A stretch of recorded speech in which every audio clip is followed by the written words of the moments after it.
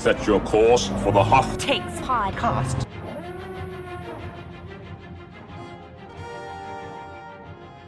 Welcome to Hoth Takes. I'm Eric Geller. I'm Grace Seegers. And I'm Haley Bird-Wilt. And we're here to talk about the middle episodes of The Acolyte, episodes 4 through 6, which take us to a very dark place as a lot of things happen for our heroes, and our villain reveals himself in more ways than one. So I thought maybe we should start with the kind of the big moment of conflict in episode 5, the huge duel, lightsaber duel on Kofar, as the masked stranger who has been pulling the strings for May behind the scenes reveals himself and takes on the Jedi. And well, let's just say things don't go well for our heroes. This was the thing that really has gotten Star Wars fandom buzzing so far about this show. So I figured we could jump in there and then go from there to talk about how things go for all of our main characters. I'd be curious to get your guys' thoughts on this fight, both in terms of what it means for the story of the Acolyte, but then also just as a watershed moment in Star Wars in terms of the fight choreography and just how dark it gets. I mean, for me, I think this was definitely the most brutal thing that we've ever seen in Star Wars. We have, our villain here impaling a Jedi, pulling another Jedi onto the lightsaber blade, and then decapitating them. Jackie gets stabbed 3 times. Yord's neck gets snapped. This is brutal stuff, and on top of some really amazing fight choreography earlier on in the conflict, especially in those one-on-one duels. I mean, I don't think we've ever seen anything like this in Star Wars before, but I would love to know what the two of you thought as you watched this fight. Well, I loved it, probably predictably, because everyone knows how much I love violent action movies, and this was nice and violent and action-y. I really was so impressed by the fight choreography and the smoothness of it. I do think that this is the best lightsaber fights we've seen in a TV show. I think it blows the other shows out of the water.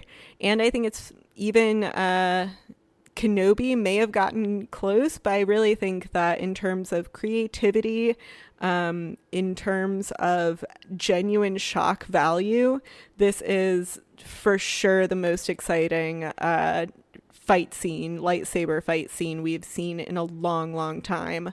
I also really liked how there were very serious and dark consequences. I mean, 2 of my favorite characters, Yord and especially Jackie, were killed in pretty horrific ways. Jackie at least got a really cool fight scene, 2 fight scenes, one hand-to-hand with May and one with Qimir before she then was stabbed tragically. But yeah, they're dead, and there's no amount of plot armor that will shield them from being super dead. Also, a neck snap. I don't know if that's a first for Star Wars, but it certainly felt like a degree more brutal than we typically see. But I thought it was really cool and refreshing. I actually just rewatched the episode yesterday, and I liked it so much. I liked what a very kinetic episode had to say about what a grown-up Star Wars that's not Andor could be. I agree in a lot of ways. I think it was really well done choreography, and I think just like the writing of deciding to be willing to kill off characters that already had gained such a beloved following, like the Yord Horde, I'm sure was devastated by this situation. I will say, like, the violence of it, I wish it had been, and I don't know how you could really do this. I guess there's like a little warning at the beginning, but I feel like talking to some parents of slightly older kids than mine, so like 5, 6, 7, 8, like they kept watching these kinds of Star Wars shows with their kids, and I don't think they understood that this, like, it was gonna be that dark. Like, the neck snap in particular seems like a little too real world for me. Even then, like, the beheading and the being stabbed 3 times with a lightsaber, I feel like the neck snap is like, that happens in the real world. Like, with accidents, and like it's just a little too real. And I had to warn a friend of mine who almost watched this with his daughter, who's way too young to see something like that. It was like, no, don't let her watch episode 5. And she loved Jackie, and like this little girl was like enjoying the show. And so I guess I'm sad that there's kind of that barrier for kids, but I think as an adult, Evan and I loved watching it together. Like, we were both like, oh, and like it was well done. I thought it was good. Yeah, I think that was the first time we've ever seen anybody snap someone's neck with their bare hands as opposed to the Force, which we see, from Darth Vader and stuff like that. Someone might have done it with a droid in Clone Wars, I guess, but I think this is the first time we've seen someone do it like this before. And Grace, you pointed out that Jecki really gets her hero moment in terms of being a really impressive fighter, certainly more impressive than I would have expected from a Padawan. She gets a really good kind of scene to close out her adventure on the show, but I will say I think it's a credit to the Acolyte that these deaths landed the way they did, not just because of the brutality of the actual death, but because of how quick it felt. They weren't lingering on it, really. It's not like Qui-Gon's death in The Phantom Menace, where it's a pivot point for the whole Skywalker saga, let alone for Obi-Wan himself. There was something almost careless about this. Certainly for Qimir, it didn't matter to him that he was killing these people. They were ants to him. But we got so much joy out of watching these characters. We got so invested in such a short period of time that it meant something to us, and it felt unfair how quickly they were dispatched like that. And that is a credit, I think, to the writers, and of course to the actors as well, for doing something that we don't see a lot in Star Wars, which is building up characters so that they're the main characters, but then killing them not even as the final battle, but just something in the middle. I also have been reading some interviews with Daphne Keane, who played Jecki, and I think part of what makes this show interesting is that you can tell there's a lot of thought and care put into it, and Daphne Keane and Leslie Headland, the creator, had apparently put a lot of thought into Jecki's character, and forgive me if you guys saw this, but I read in an interview with Daphne Keane in Vulture that they had come up with this idea that Jecki was a bit of a prodigy and wanted to do the Jedi trials at 18 but was too young, so stayed a Padawan for a while rather than do the Jedi trials, and that's why she's such an interesting mix of being very mature for her age and also being such a good fighter, but not being 18 and not being ready for that. And then that's what makes her really abrupt death even more tragic, is knowing that there was so much potential there that's just cut short. And I think the acting in that episode and in the show overall, I've been really impressed with, and credit to Daphne Keane that we were so attached to Jecki by the time that she is killed. And really, even though we don't have that explicit backstory, we get the sense of who she was and the what's been lost. I want to say, before we move on to anything else, which I think we're going to have a lot of opinions, I am so grateful to get to see the Darth Jar Jar ethos play out. Yes, it is. It's the fulfillment of what I have been wanting to see, which is there's a silly, goofy guy, and it turns out he is, and Eric called this in the first episode, so like maybe it wasn't maybe it was a little predictable, but I enjoyed it to see this goofy person turn into this was a very threatening, evil guy. And yeah, go ahead, Grace. No, I was just going to say, my husband had that same reaction where in episode 4, he was like, what if this is a Darth Jar Jar situation? And it using is. that exact term. And then he was freaking thrilled when it was a Darth Jar Jar situation. So my only complaint is, like, I wish he was, like, maybe a little bit goofier for a little bit longer.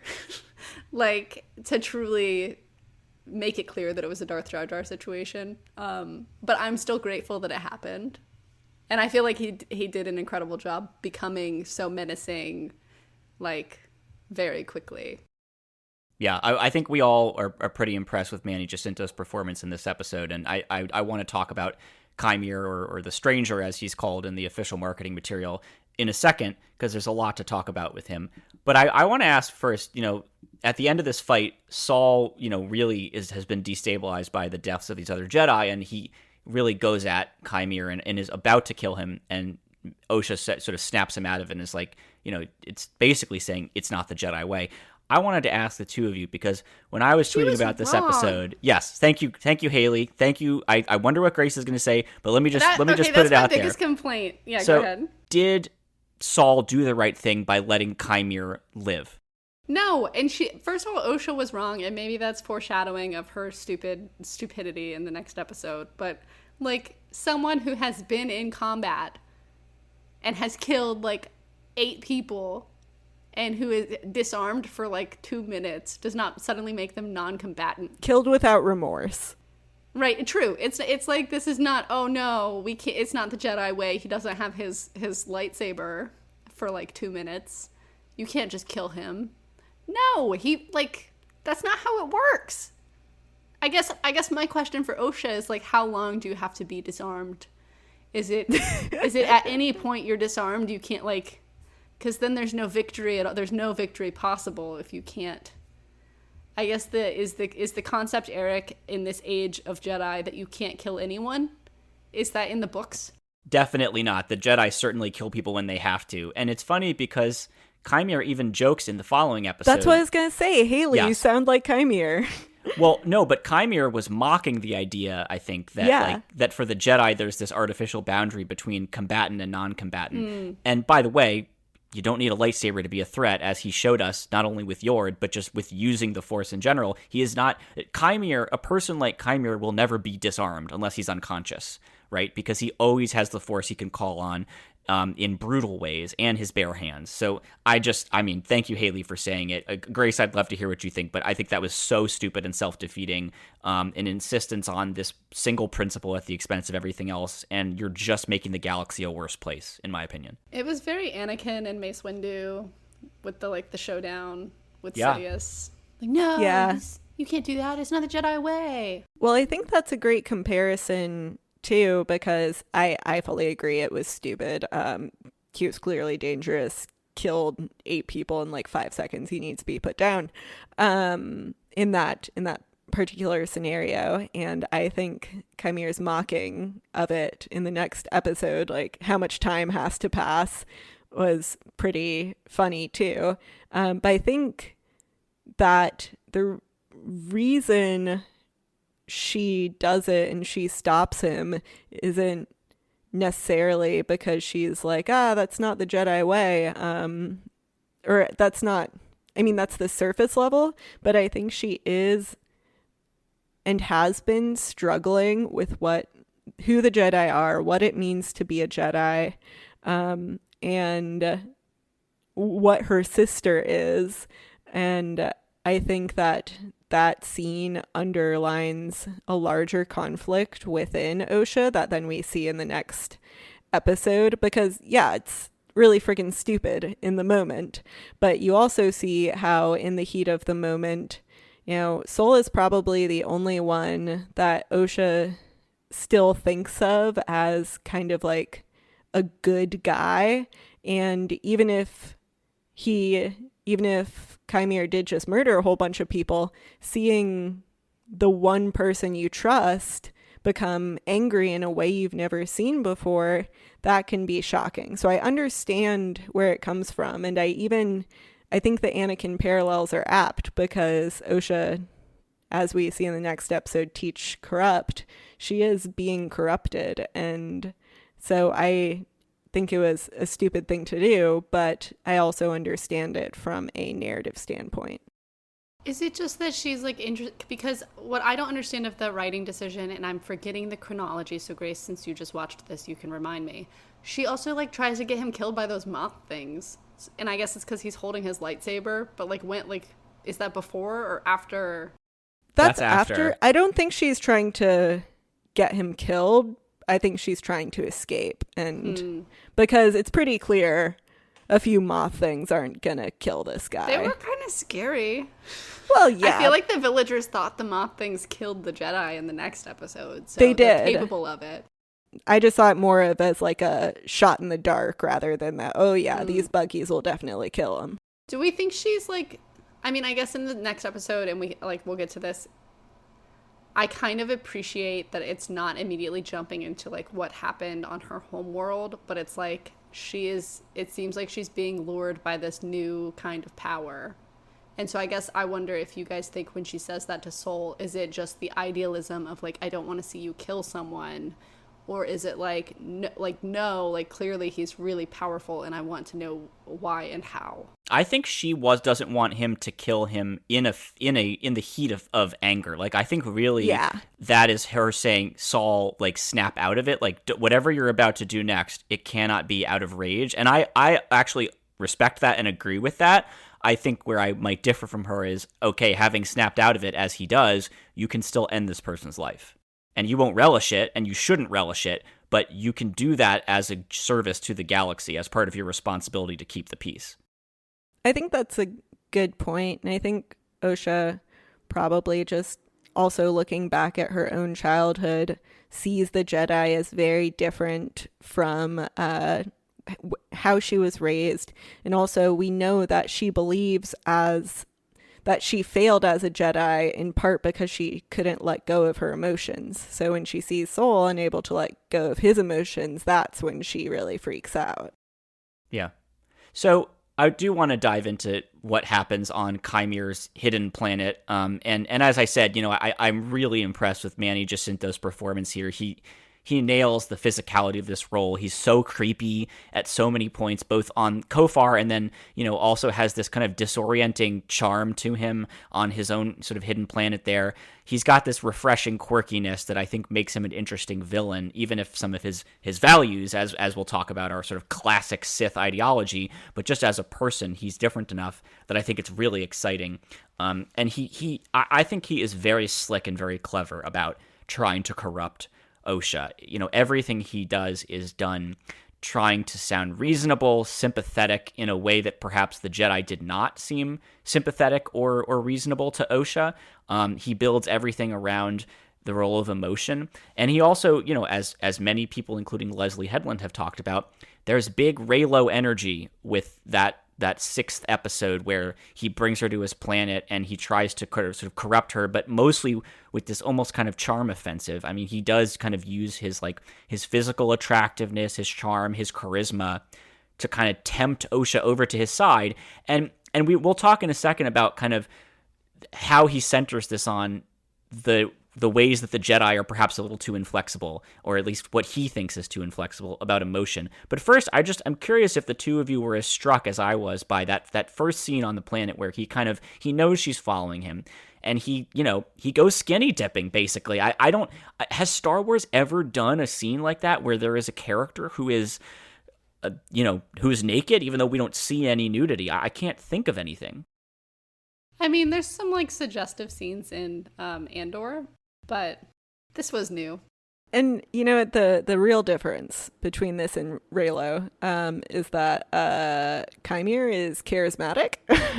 And Grace, when you say charismatic, that's obviously a euphemism, right? We're being appropriate here. We're being Eric, appropriate, Eric. Yes, of course. I'm just saying he's a physically attractive man. That's all I'm saying. That's all I'm saying. Listen, the man, as I said, killed two of my favorite characters, and all I could think about was how smoking hot he was. So, like, that's attractiveness.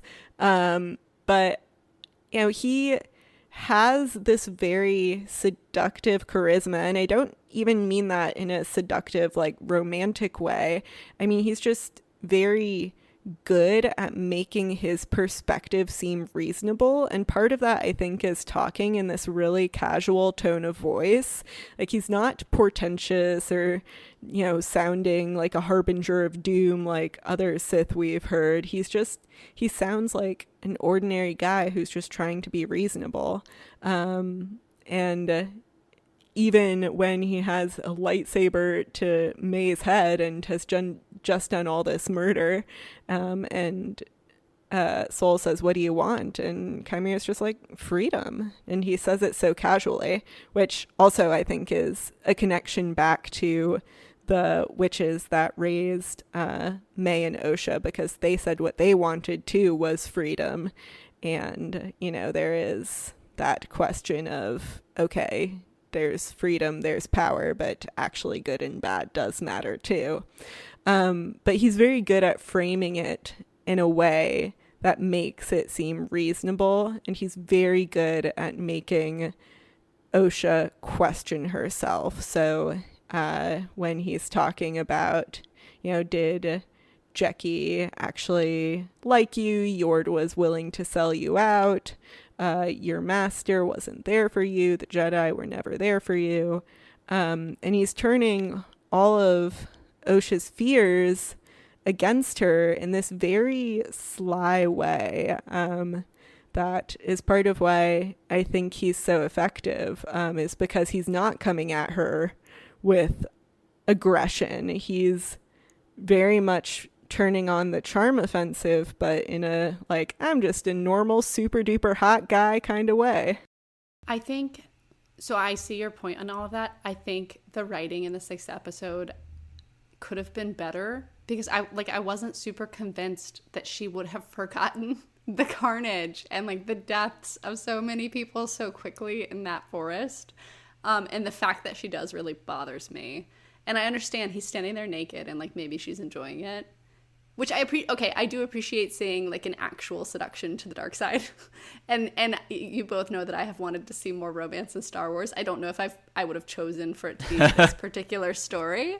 But I do think, and he does mention it at some point where like the friendship and the love that Osha had for Jecki and like her other Jedi friends would never be like reciprocated to the same degree that she feels it, because the Jedi are limited in that way. And I think that's a very like, I don't know, I think he's like offering her something like a deep emotional attachment that's like sort of illicit to the Jedi. And I do think that's seductive in a way. And so like I enjoy seeing that aspect of it. I just don't think the writing in that episode was like super convincing to me, because it was so quickly after. I wish she would have like tried to, I don't know, fight back a little more. Like she's just kind of like tagging along behind him, like asking really dumb questions because she doesn't want to actually have the fight. She's already given up. I'd agree with that. I guess I read it more as, and I will say, at first I was like, it's not believable that this person would be so credulous. And I guess I read it more as she can't turn away. She's so fascinated by this person. She's so enthralled, not necessarily in terms of like buying into it, but just like the existence of this person. She needs to know more. She has like almost an addiction to just learn more. Again, not necessarily because she wants to follow him. I think time will tell on that one, but more just like she needs to understand what has happened here that led to this moment. If I were being charitable, that would be my explanation, is everything that happens from just having the conversation to at the end putting the helmet on. She just wants to know more. And I think if she ends up turning to the dark side, that will make this a pretty effective illustration of how sometimes just curiosity can be dangerous. Like, as a general rule, I would not say that, but I think it's possible in Star Wars that there's this idea that if you're just intellectually curious about the Sith, that can tip over without you even necessarily being conscious of it into just actually participating. That's a good point. I just wish there was like a little more, and like she shows flashes of it a couple of times, but like by the end of the episode, she's just like, she doesn't care that he killed her friends. And maybe it's just like, even in the questions that she asked, they could have been better questions. Like, they seem weak. They seem like dumb questions when you're listening to it. And they seem like the questions of someone who like doesn't want to have to make the decision they know is correct. Like the moral decision. Like, she's putting off morality to learn more, kind of what you're saying, Eric, of like, but it's not really learning more. It's just like making excuses. I feel like No, I'm sorry for interrupting. I feel like I kind of agree with both of you that it's like a mix of she's curious but she's already given up. And I will say this is not the first really dumb decision we've seen Osha make. Like in episode 4, when Saul is like, let's get out of here, this creepy tree section, and then she immediately touches the thing that are obviously bugs on the tree. Like, why the heck did you do that? But I think that Osha, since we've seen her, has been in a period of complete emotional turmoil. And that makes sense to me because she has this traumatic background, because she thought her sister was dead and all of a sudden she isn't, because this Jedi Order that she left 6 years ago has come back in a big way, and she's suddenly questioning all of the choices that she's made and all the things that led her to the Jedi, all the things that led her to leave. I think, and this is my charitable interpretation, she's not exactly in her right mind. She's not in a great state. In the past 2 days, she's found out her twin sister that she thinks killed her entire family is alive, and reconnected with Soul, and then made friends, lost friends. I don't think she's in a place where things are making a lot of sense to her right now. And I think partially she's trying to understand how May got to be how she is, trying to understand just what's happening. But I also think there is a part of her, kind of like Haley is saying, that has maybe, if not given up, then is taking this path knowingly or with the instinct that it's wrong and taking it anyway. And I think a big part of that is just the emotional upheaval that she's had. And she's also, I mean, as we have seen, she is very bad at controlling her emotions. I mean, Qimir is able to very quickly exploit that to get her to attack him. And she obviously doesn't kill him, but she falls for that trap anyway. And we know that the reason she left the Jedi Order, as she says here, is because she basically couldn't cut it. Like, they needed her to tamp down her emotions, to control them, to master them, and she could not do that. And I think there's an undercurrent in some of the commentary about the show that we're supposed to feel bad for Osha for flunking out of the Jedi because of her emotional imbalance, and we're supposed to blame the Jedi for having unfair standards. I've seen some people kind of talk about it that way, and I actually think that it's kind of unfair to put it that way. I think that the Jedi are extremely powerful people, and they do need to control their emotions to avoid hurting other people, to avoid hurting innocent people. They need to behave commensurately with their power level. And so if Osha could not do that, if she was already showing signs that she wouldn't be able to do that, I think leaving was the most responsible decision she's ever made. But I'd be curious to hear your thoughts on kind of her emotional state and maybe how that connects to why she is so vulnerable to Qimir's manipulations here.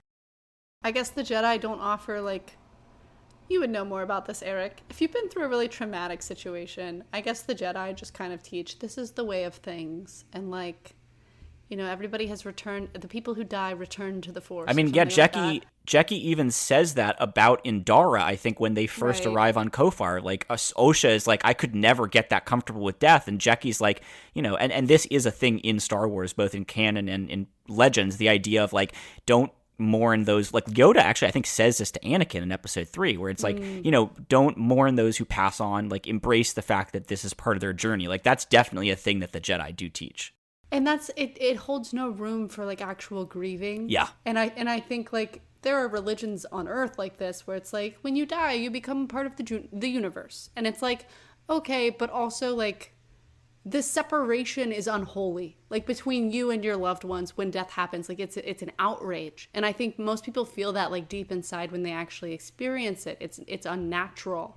It, like, we hate, like, it's evil. And I think, like, in Osha's defense, having gone through that, she probably feels that way, and the Jedi are not giving her the tools or even, like, the religious sanction to have those emotions. And you could probably argue, too, that the stupid decisions that she continues to make in episode 6 are out of grief, in a sense, and just this feeling of being disconnected. And here's someone who's offering an explanation to her.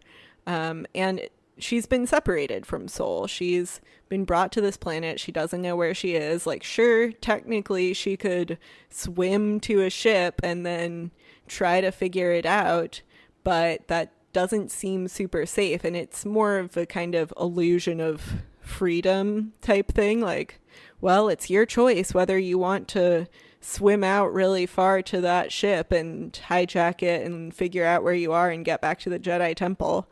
I think she is pretty trapped there, and there's a guy who can offer answers for why she feels the way that she does.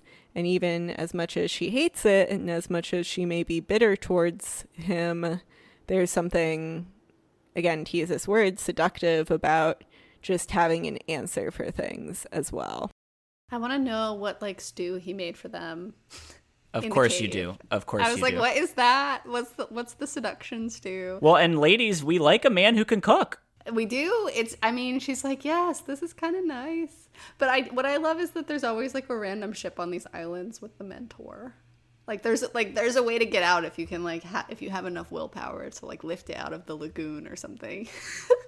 I am curious what we're supposed to make of Qimir's philosophy on the Jedi. I mean, this comes back to like our whole conversation about the witches and like what does the show want us to think about these people?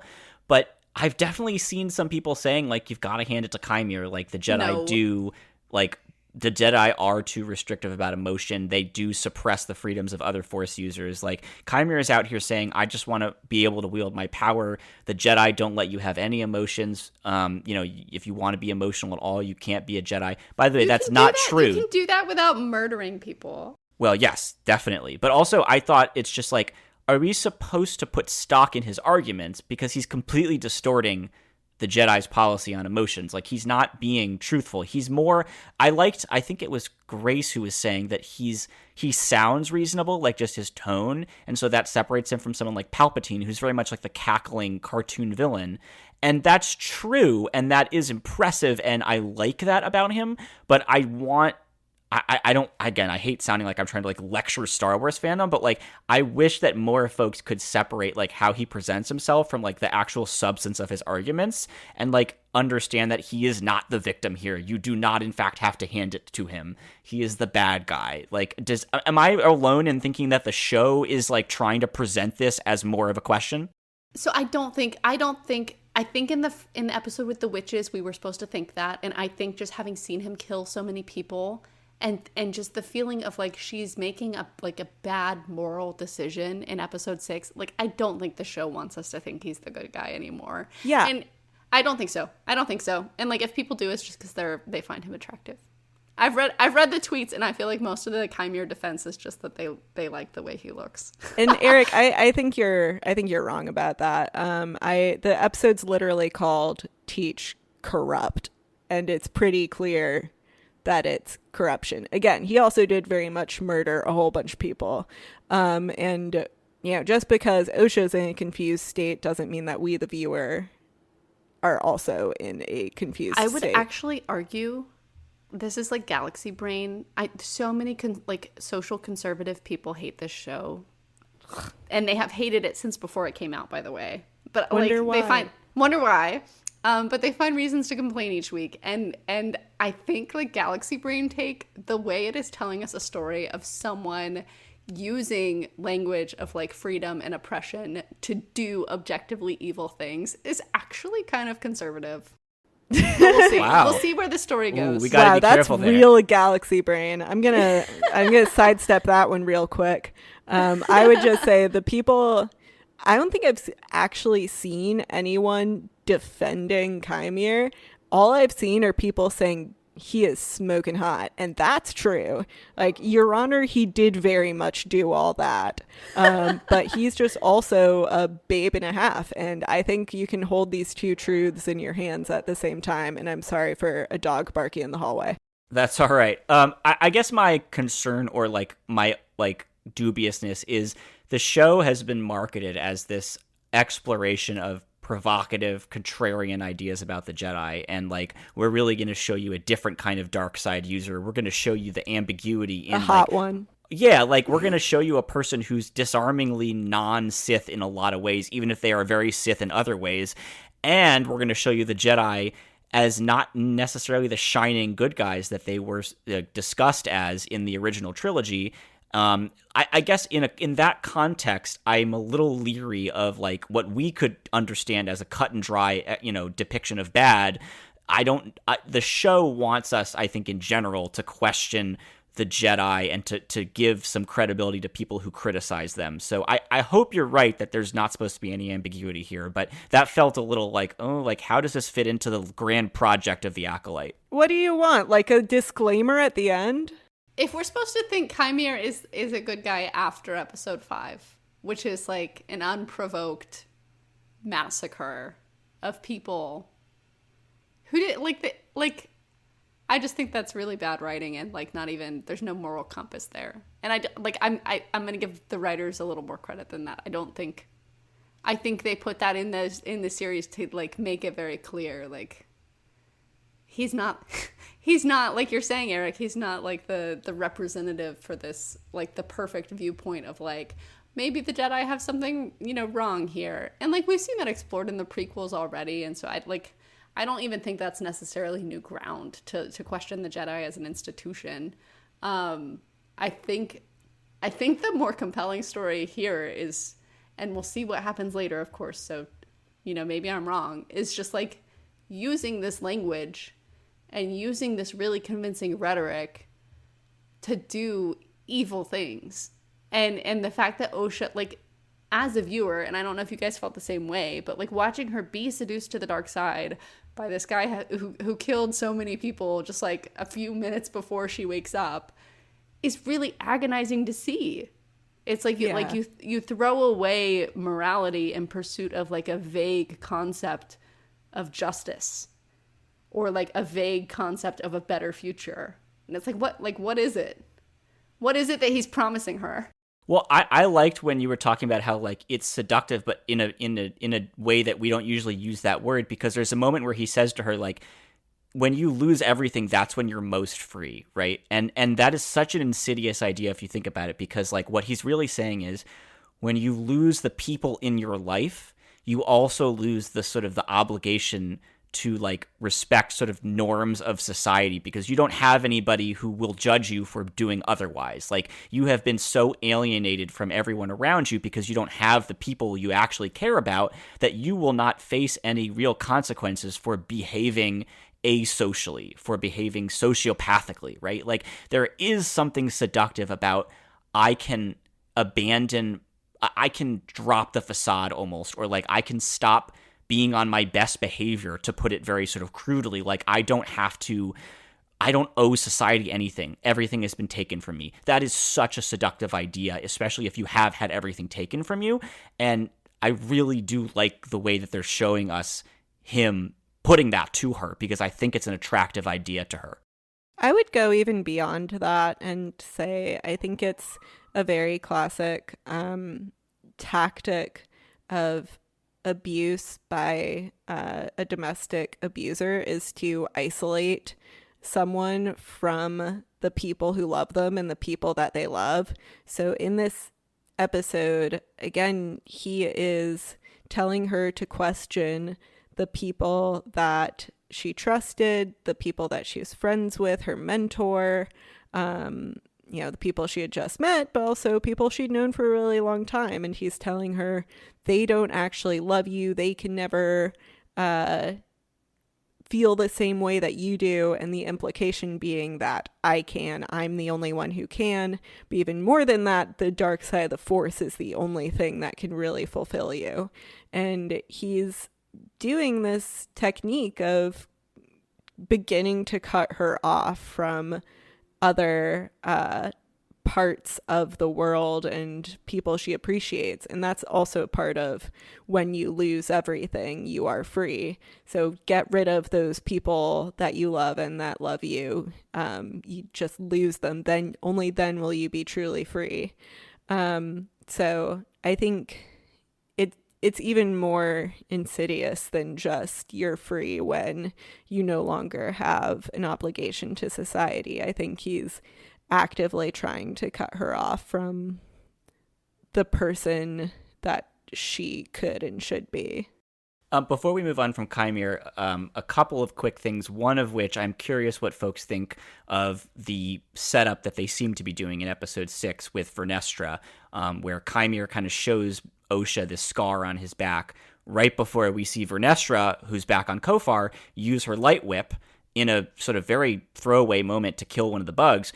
And it got me thinking, could Vernestra have been his Jedi Master, and could she have, pushed him away or tried to kill him even when it became clear that he was a true Darksider?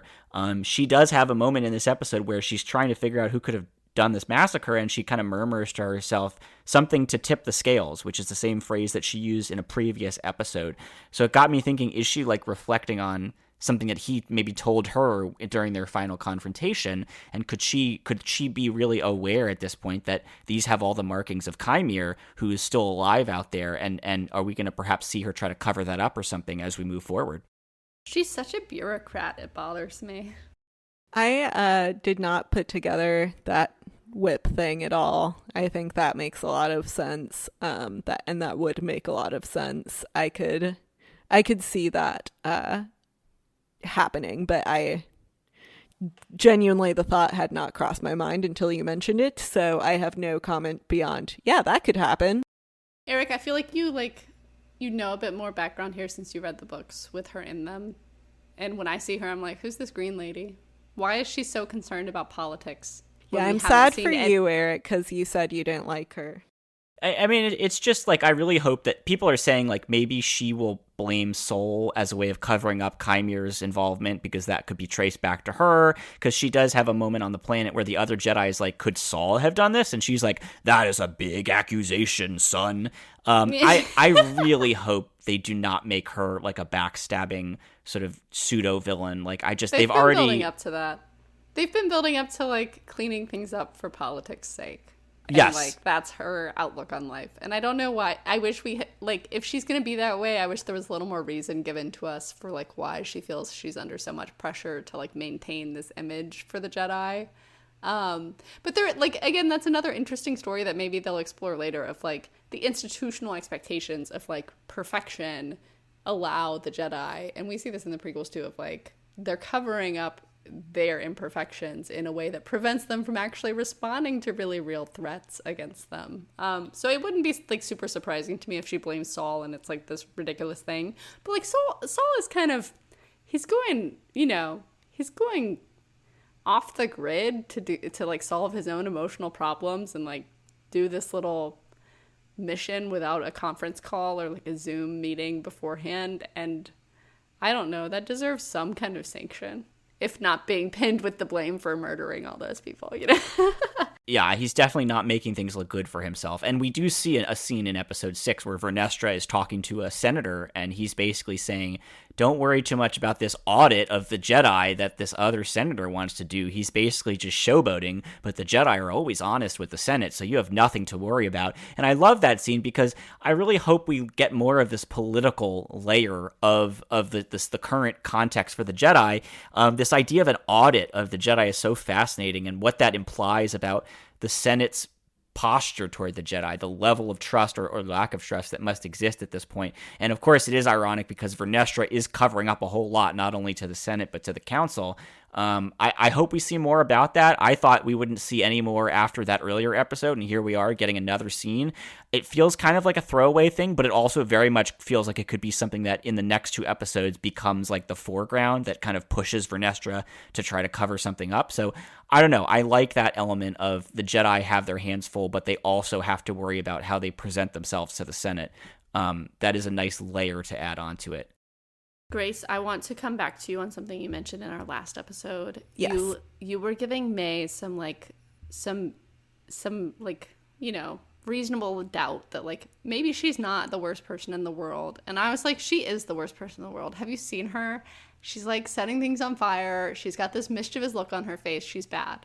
And I just want to say, like, okay, she's done bad things. And like the more that we've seen, I really did actually appreciate the story arc of like, she casts off the chains of revenge almost, where it's like, wait, my sister's alive. I don't have to be under the yoke of this random guy who's decided I'm his student. And I don't have to go kill all these people with no weapon.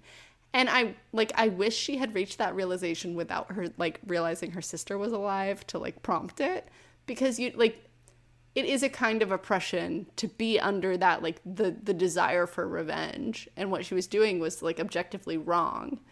Even, like, regardless of what happened, and, like, we don't really even know what they did wrong, but it's, like, vigilante justice is probably not the answer. It sounds like Sol probably didn't tell, like, the Jedi Council what actually happened. So, like, I'm interested to see what happens there. But I I do appreciate that turn for her, like, as a character. I don't love seeing Osha go to the dark side, and I hope she doesn't stay that way, but, like, seeing May, like, come to that realization of, like, that, like, there's more for me. Like, life can continue. I don't have to just be bent on revenge. I appreciate that. I hope to see more of that. You know, I see her as a bit of a disaster. She is. Yeah, she still is. And she still is a bad person. Yeah. I saw someone online compare her to Maul, and I think that's a very apt comparison, because these are two kind of big messes who are driven by emotion and have all these grand plans that they always mess up, largely due to their own incompetence. And they seem really badass, but are actually just kind of like messes who are constantly failing. And I think we really see that in these 3 episodes, where something that's so interesting about May is that her biggest flaw is possessive love, and that possession that she feels about her sister, that obsession. So she decides, okay, I'm going to go after my sister. But really, you totally did not realize that the Jar Jar you were with was Darth the whole time. Like, that is a huge oversight on your part.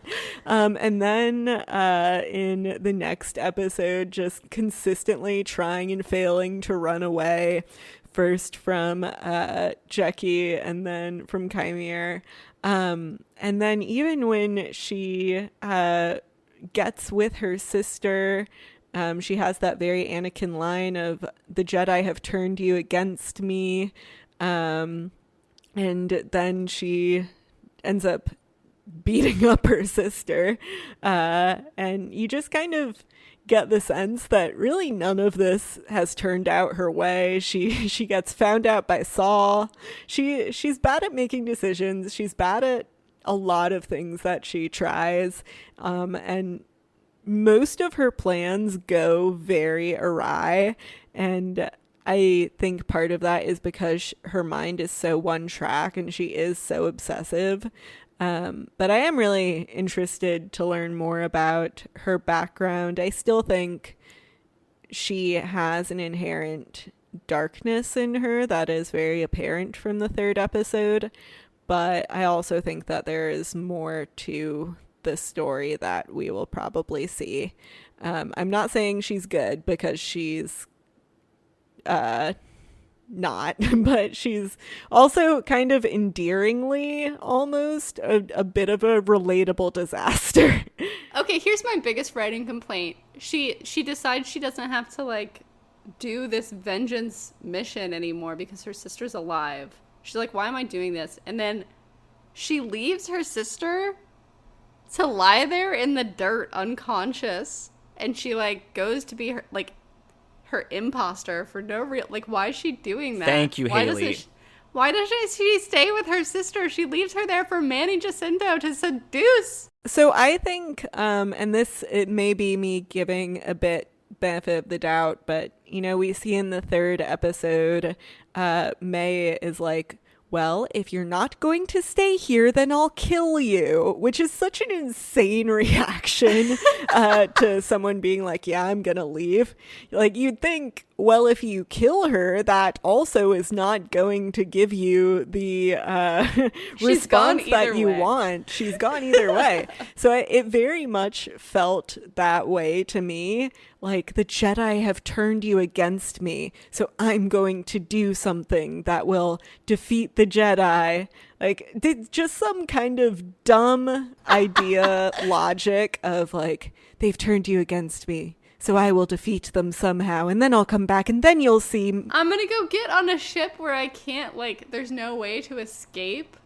Like, it just seems like, why? Yeah, I actually don't give quite as much grace, no pun intended, to the writers and to Meg here. I see this not as a person who is a mess, but as writing that is a mess. You have a character who says, I'm going to turn myself into the Jedi. The only thing I care about is Osha. Nothing else matters. And then in the next episode, Yes, she understands that the Jedi are not exactly a safe haven for her, but she doesn't try to talk to Jecki at all. She just goes right into fighting. She doesn't do anything to try to help the Jedi. At the end of the episode, when she confronts Osha, there's no attempt to say, hey, you were all that mattered to me. I just want to be with you. Can we get out of here with Saul?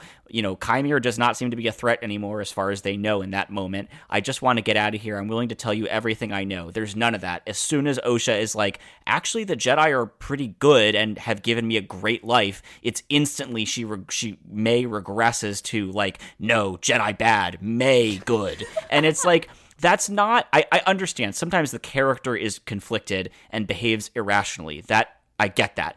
To me, this feels more like the writing is not very good. Well, the writing is like, here's the problem. The writing wants to get them both to where they are, which is that there's like a switcheroo happening, which in their defense, I love the concept of the twin switcheroo. Like one of them is evil to begin with, and boom, the other twin is now the evil twin. I love that. Good.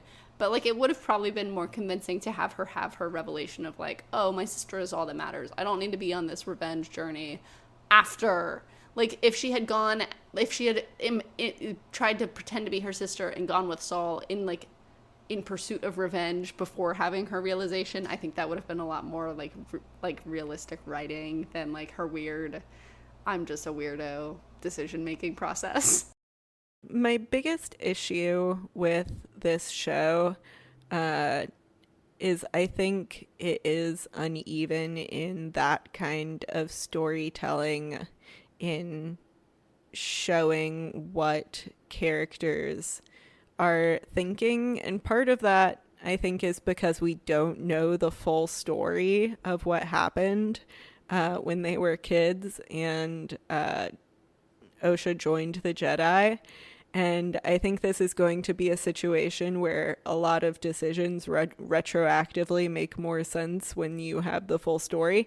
Not necessarily this decision, because it doesn't make much sense on a surface level. And I think, Haley, you're right, that mostly it's just because the writers are trying to get them into that switcheroo place.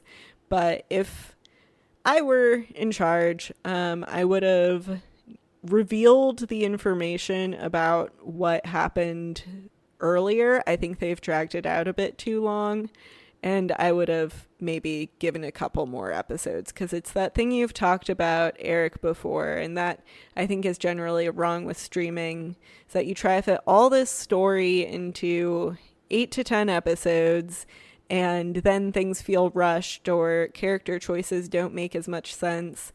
If you just had more time to develop things, then it might feel more natural, but you don't, so it just feels really rushed.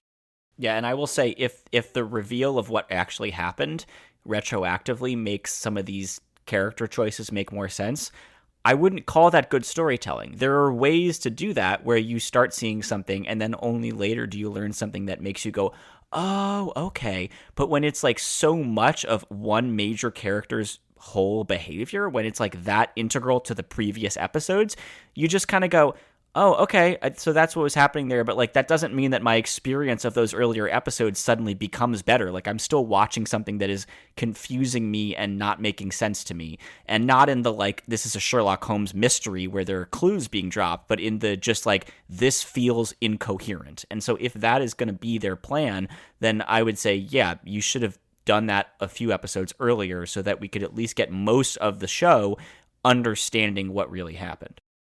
This is a personal gripe, but I hate the flashback, like, model, and I'm sad. I feel like the next episode is going to be a bit like a flashback episode. Like, the whole thing. Yeah. There will be another whole episode where it's a flashback, and it's like, I wish we didn't have to.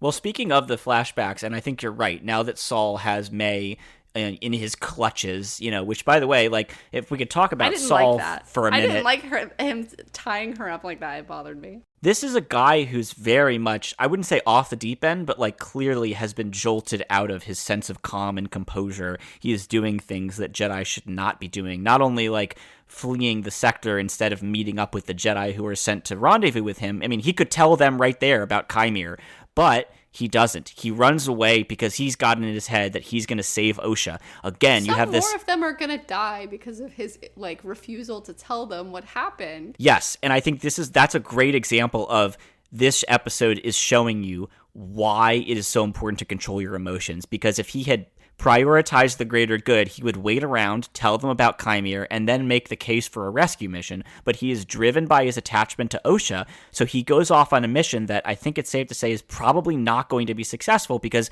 the Jedi Order is not going to learn about Qimir, and so that is going to end up leading to more people getting hurt. And as you said, Haley, that outcome is assured based on his choice here. And so it's another example of how, yes, running off to save the person you care about, it often feels right, and that's why it's so hard to be a Jedi, because sometimes what feels right is actually not what is right. And I like that we're seeing Saul have to grapple with that. I like that at first you meet him in the show and he is that dad Jedi that you love, right? And now it's like kind of uncomfortable a little bit because we haven't found out whatever he did on Brendok. We haven't seen that yet. And we also haven't seen him do anything overtly evil, right? But we're starting to see sort of disturbing choices, whether it's physically restraining May or like, just running off in the first place to pursue Osha. Like, it's unsettling. We're starting to see like, okay, this is a person who something has gotten to him. He is disturbed by the combination of what has happened in the present and being reminded of his past.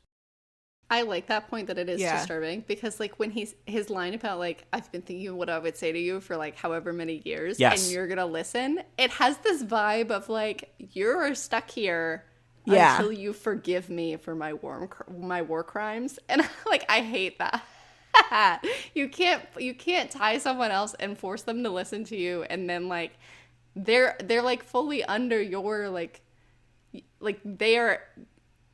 their life is in your hands, and you're like asking for her forgiveness. I feel like we're gonna see that, and I don't like it's icky. I don't like it. I think that's deliberate, as Eric is saying. No, I'm just saying like Soul is probably like, I feel like I like the writing that he is devolving into like it's gonna make the revelation of what happened probably more like believable. Of like, this guy doesn't always make the best decisions. There's a darker undercurrent here. It just makes me sad to see, I guess. I will say, as far as Saul is concerned also, I've been pretty critical of this whole, like, how can you not tell that that's May? Like, Osha was your student for all these years. You met them at the same time and very clearly grew close to one of them, and you can't tell that that's May? Like, Basil has to come and tell you that that's May? There's, like, a line in the episode where they're talking about Qimir, and she says, sometimes when we really want something, it can cloud our judgment. And I get that, I guess, but were you two as bothered as I very clearly was by, like, Saul not picking that up right away?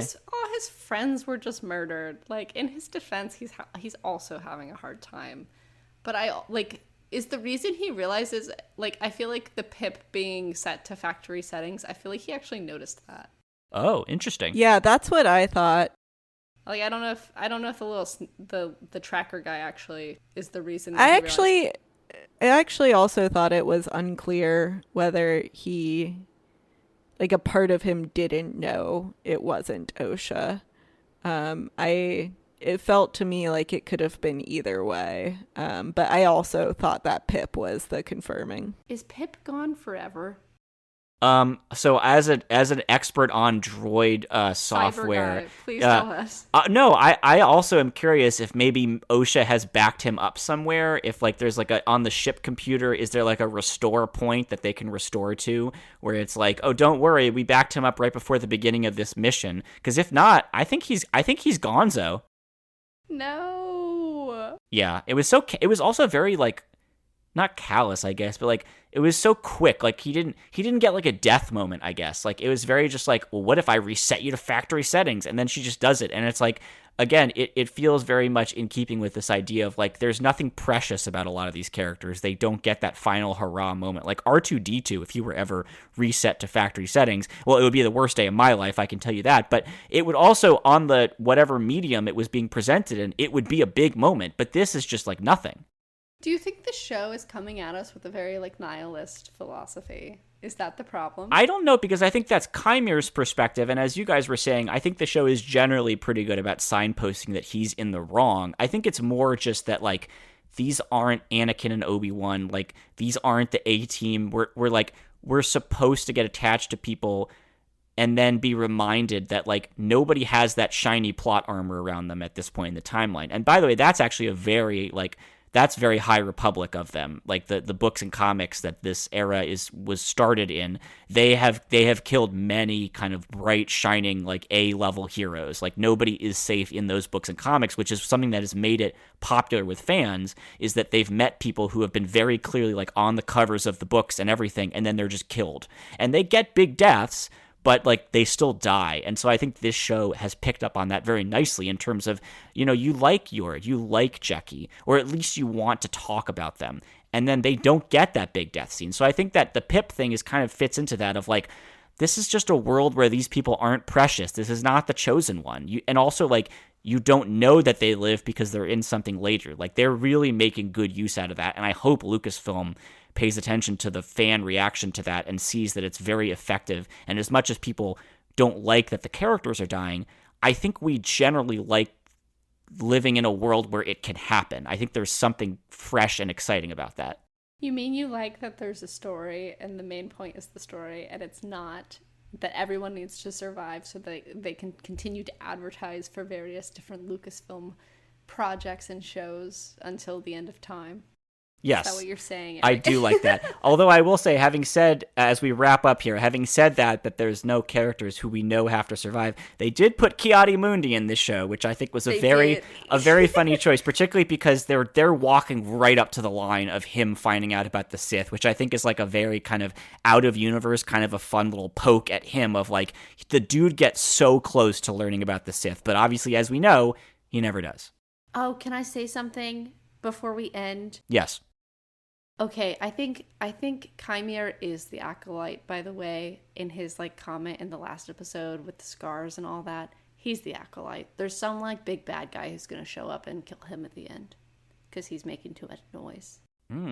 Interesting. I read it as he's the Sith apprentice who is trying to recruit an Acolyte so that when he overthrows his master, he becomes the master and the Acolyte is his apprentice.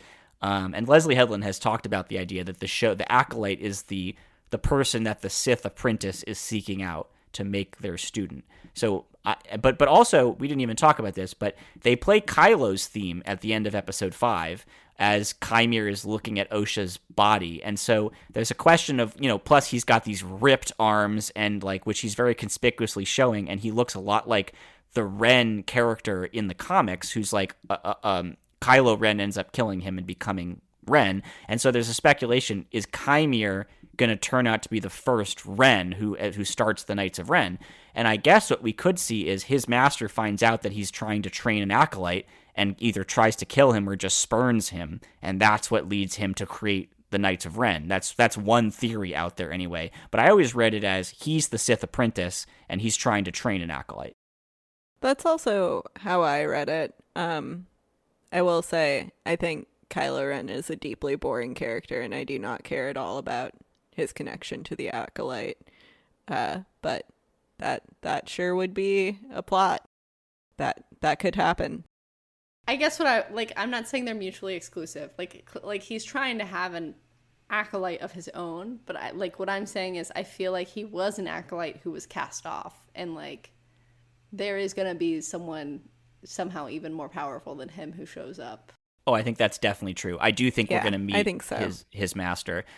Can't wait to see what the next 2 episodes hold. All right, thank you so much for listening to this episode of Hoth Takes.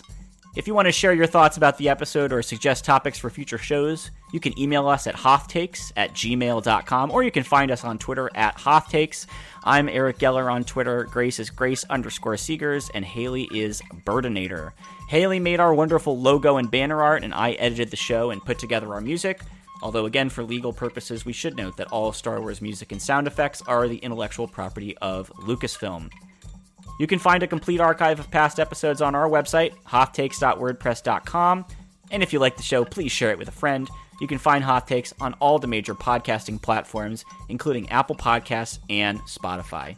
We will see you next time. May the Force be with you.